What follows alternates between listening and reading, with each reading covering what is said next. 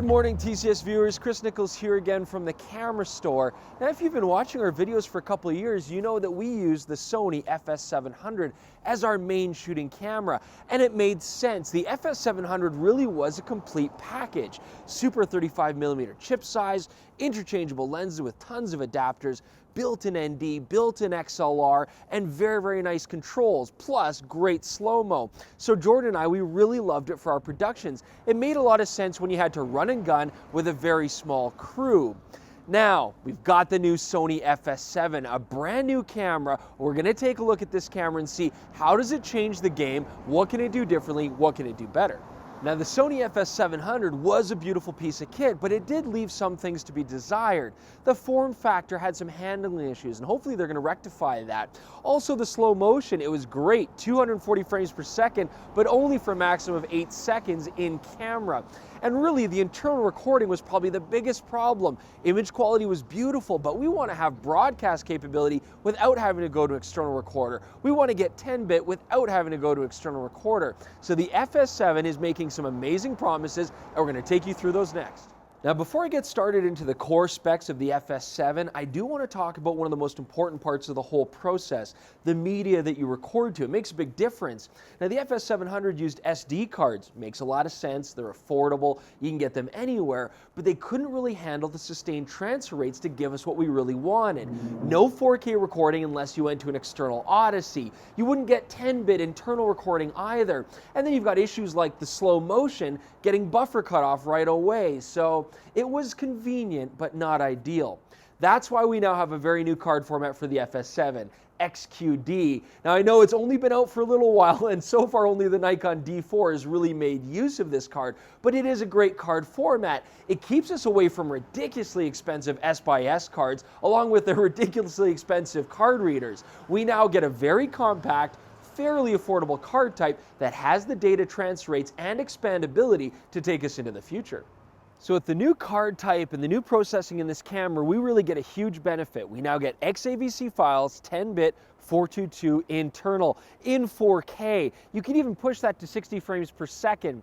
You know, just as a sort of side point, Jordan and I really like the F5, the sort of bigger brother to this camera, but it was really made for cinematic use. Yeah, you'd get the PL mounts and stuff, but you needed a crew to handle it.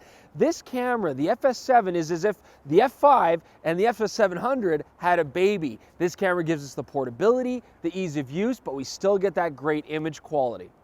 Okay, so Jordan's not mic'd up, but he has a very important thing about this camera that he wants to say. So I'm just going to quote for him. He's mentioned it 3 or 4 times. The dynamic range is all fitting in the histogram. That's amazing. I'm getting 4 stops in the shadow still, even with this light. Amazing. So in Jordan's expert opinion, guys, the dynamic range of the FS7 is amazing. Now, we know there's a lot of talk out there about how the FS7 doesn't do full 4K and only can shoot 16:9. That's true, you're stuck with Ultra HD right now, but you know, the fact is we know the sensor can do full 4K at different aspect ratios. So Jordan and I are very confident that just given a matter of time, Sony's gonna come with some updates and we're gonna get all of our aspect ratios at full 4K. Keep in mind that the FS7 right now can also output to 60 frames per second in 4K. That's very impressive. The basic facts are we love the image quality out of this camera. We're going to take a look at that just a little bit later on. But you got to keep in mind that you could have the best image quality and the nicest sensor. It doesn't mean anything unless you've also got good handling. So we're going to take a look at that next. Now, the Sony FS700 had a few handling issues.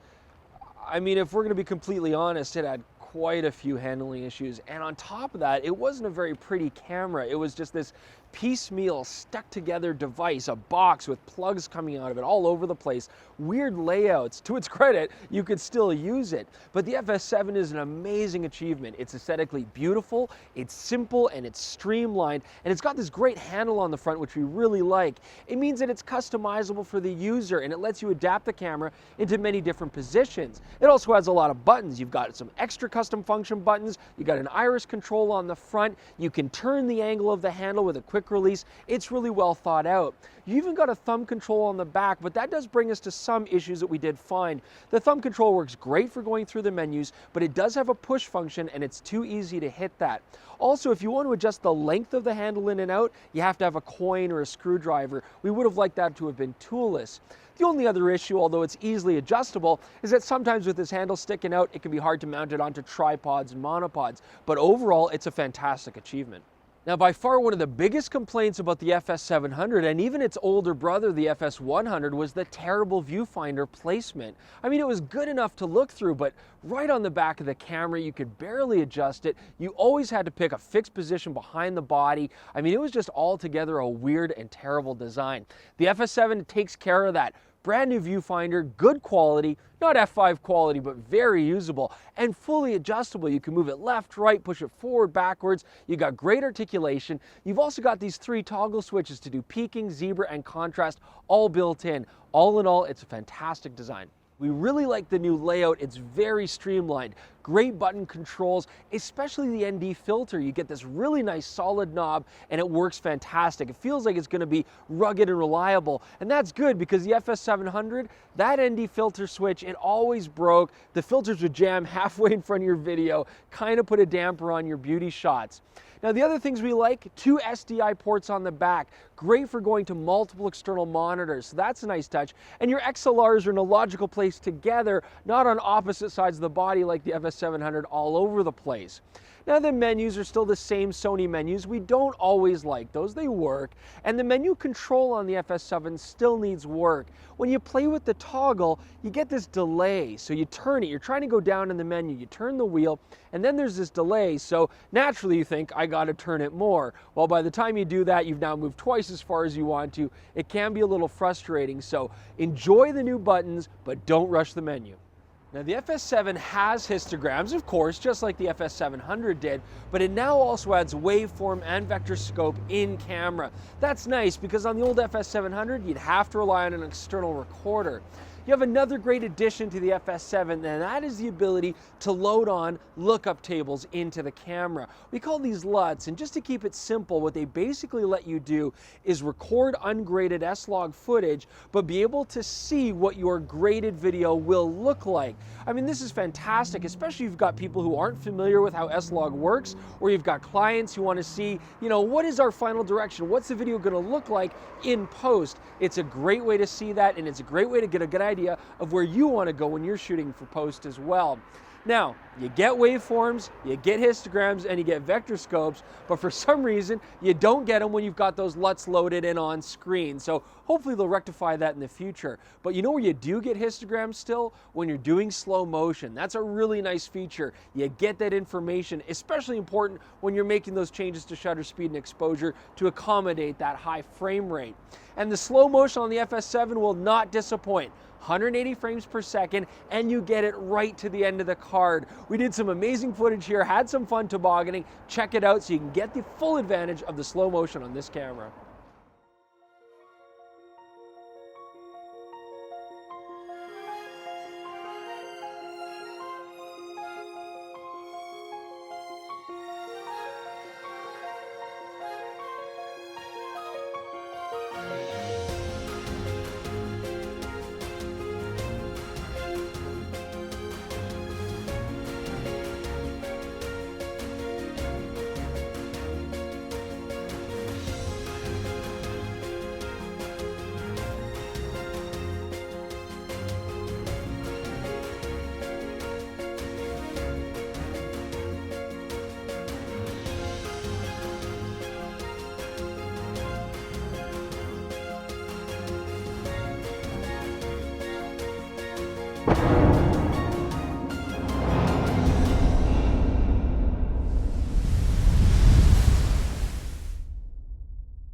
All right, so what you just saw is Jordan getting hit by 4 human beings traveling at high speed down a hill. And of course, he had the FS7 in his hands. It got covered in snow. We thought it was gonna be broken for sure. We thought we'd lose the viewfinder, but the fact is, it actually stood up really well. And that's a really nice thing. It's a much more rugged design. You don't have all this stuff sticking off of it. You know, the FS700, when we were shooting that, we'd have external recorders coming off with spigot attachments on the top. You got this viewfinder part sticking off the side, and we would easily have expected that to have broken all over the place. So to its credit, the FS7 is both streamlined and more durable.